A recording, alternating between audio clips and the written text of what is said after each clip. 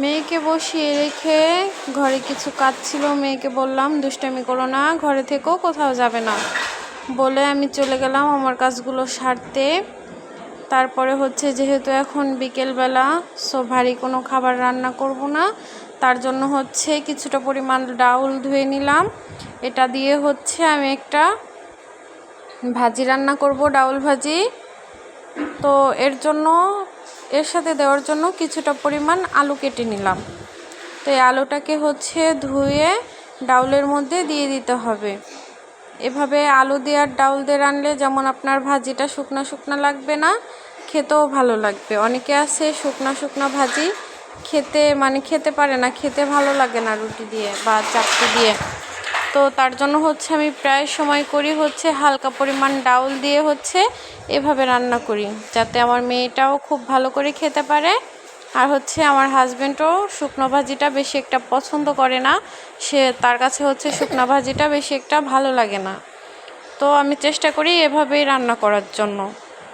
তো হচ্ছে ডাউলটার হচ্ছে টেস্টটা বাড়ানোর জন্য আমি এর মধ্যে একটা টমেটো এভাবে ফালি ফালি করে কেটে ধুয়ে হচ্ছে ডাউলের মধ্যে দিয়ে দেব, যাতে হচ্ছে এটার টেস্টটা ভালো আসে। তো এরপরে আমি টমেটোটা দিয়ে এটা সিদ্ধ হওয়ার জন্য ঢেকে দিব, পুরোটা ঢাকবো না, হালকা পরিমাণ ফাঁকা রাখবো। তারপরে ঘরে এসে ঘরটা হালকা পরিমাণ গুছিয়ে, যেহেতু আমার একটাই বেবি, সো আমার ঘরটা অতটা নোংরাও হয় না, যা হয় টুকটাক স্বাভাবিক। তারপরে হচ্ছে আমি এদিকে চলে গেলাম যে চুলার কি অবস্থা। এখানে হচ্ছে আমি থালবাটি কেটে সব কিছু গুছিয়ে রাখি। তো রান্নাঘরে যে দেখি কি ডাউলটার কি অবস্থা, তো দেখছি হচ্ছে মোটামুটি এখনও হয়নি। তো আমি আবার হচ্ছে এটাকে নেড়ে চেড়ে মিশিয়ে দিয়ে দেখতেছিলাম যে আসলে আলুটা হচ্ছে সিদ্ধ হয়েছে কিনা। আলুটা সিদ্ধ হওয়ার জন্য অপেক্ষা করছি। এদিক দিয়ে হচ্ছে আমি আবার ঘরে চলে আসলাম। এসে দেখি বারান্দার অবস্থা তো পুরো খারাপ, ঢিসে চাউল ছিল, আমার আম্মু পাঠিয়েছিল দেশের থেকে। তো ওটা হচ্ছে আমি রোদে দেওয়ার জন্য রেখেছিলাম। তো তারপরে বারান্দাটা গুছিয়ে নিয়ে বারান্দায় হচ্ছে কিছু জামাকাপড় ছিল, সেগুলো আমি তুলে নিয়ে ঘরে চলে আসলাম। তো তারপরে হচ্ছে এগুলো আমি আস্তে আস্তে ভাঁজ করে ফেলেছি। এগুলো হচ্ছে আমি এখন ওয়ারড্রপের মধ্যে গুছিয়ে রাখবো। তো আমি বিকেলবেলা প্রায় সময় করি যখন আমি রান্না করি। তো হচ্ছে আমার যখন হালকা রান্না থাকে তখন হচ্ছে আমি চুলায় বসিয়ে দিয়ে আমি কাজ করি। এদিকে হচ্ছে আতপ চাউল ভিজিয়ে রেখেছি, এটা দিয়ে হচ্ছে আমি আমার মেয়ের জন্য কিছু পিঠা বানাবো। আর এই আতপ চাউলটা আমি ব্লেন্ডারেই গুঁড়ো করে নেব। তো এদিকে চলে গেলাম হচ্ছে সে রান্নাঘরে, আবার গিয়ে দেখি আমার ডাউলটা হয়ে গেছে। তো এ পর্যায়ে হচ্ছে এটাকে হচ্ছে তেলের উপর দিতে হবে।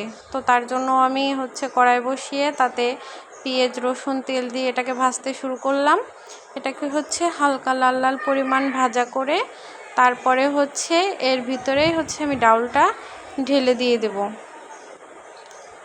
তারপরে হচ্ছে এটাকে এভাবে, আমাদের এখানে হচ্ছে এটাকে বলে বাগার দেওয়া, আপনাদের এখানে কি বলে অবশ্যই কমেন্ট করে জানাবেন। তো হচ্ছে এভাবে আমি এটাকে বাগার দিয়ে তারপরে হচ্ছে এটা কিছুক্ষণ নেড়ে চেড়ে আমি যেই পাত্রে এটা রাখবো সেটা হচ্ছে ধুয়ে আবার হচ্ছে এটার মধ্যে কিছুটা পরিমাণ গরম করে নিলাম, যাতে নিচে যে পানিটা আছে ওটার কারণে এটা পানি না হয়ে যায়।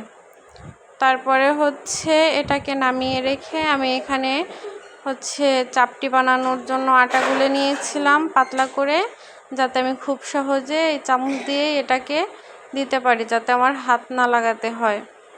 তো এভাবে করে ঘোরালে কিন্তু দেখেন খুব সুন্দরভাবে হয়ে যাবে, আপনাকে কোনো কষ্টই করতে হবে না।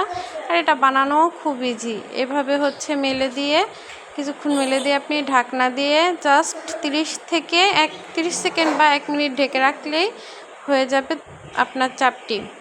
আর এটা দেখুন এভাবে হচ্ছে চুলার আঁচটা অবশ্যই আপনাকে মিডিয়াম টু লো আঁচে রাখতে হবে, তাহলে হচ্ছে এটা সুন্দরভাবে উঠে যাবে। তো এইভাবে করে হচ্ছে আমি বেশ কিছুগুলো ভেজে নিয়েছি।